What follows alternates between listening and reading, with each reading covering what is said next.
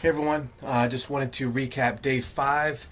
I don't think I'm going to work any longer tonight because today was a really productive day, very hot. It's been like mid 90s every single day that I've been working on this project, and it's starting to catch up to me a little bit.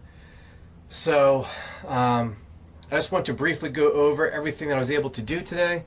So again, the last video that I posted was just a recap of all the different types of insulation that I've used on this project, and I was able to get all the insulation in on the sides, on the back here, in the corners. So I'm not going to go over all that again since I discussed that in a previous post or in a previous video. But I was finally able to get this board up. And I forget the name of the board actually. But this is like, I'm finally getting to the point now where I'm putting on some final touches, and this is what you're going to see once the entire project is finished. So this plywood is roughly 4 feet. Well, not roughly, it is 4 feet. And initially, because these came in sheets of 4x8, I was just going to have 4 feet of this board. Now I decided to cut it a little bit shorter, so it's actually cut it 46 inches, and the reason why I did that is because I'm going to overlay a very similar material like this, and I want it to match up flush, and I didn't want to screw into the styrofoam, so this allows me to screw down to the plywood.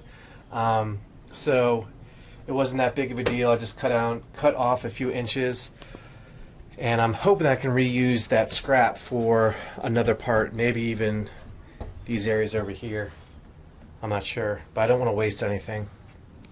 So yeah, that's where I finished off today. So I was able to take advantage of these studs here because there isn't a whole lot of plywood since I have the insulation over top of it.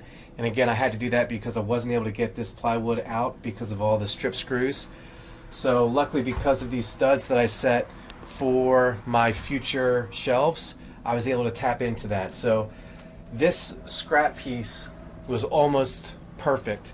I just had to trim, I think, 3 inches off, and that way I allowed myself to split this 2x4 here, allowed myself to split it here, and that way I can attach another shorter piece to the same 2x4, and then I'm going to run it into this piece of metal, or this piece of tin, which again I repurposed from the back.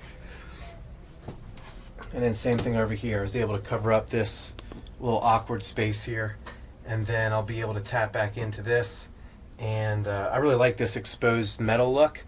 You know, again, I have it up here, have it over here in the corners. It's going to be like a really industrial look. That's the look that I'm going for. You'll see it.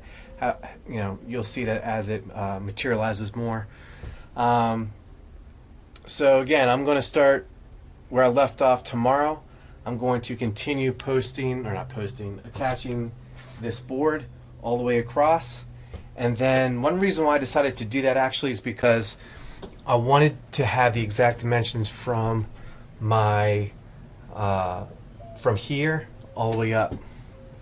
And I just wanted to make sure I had the correct dimensions before I cut that so I can install it easier. So that's it for today. It's a hot day. I'm ready to take a break and relax in the air conditioning.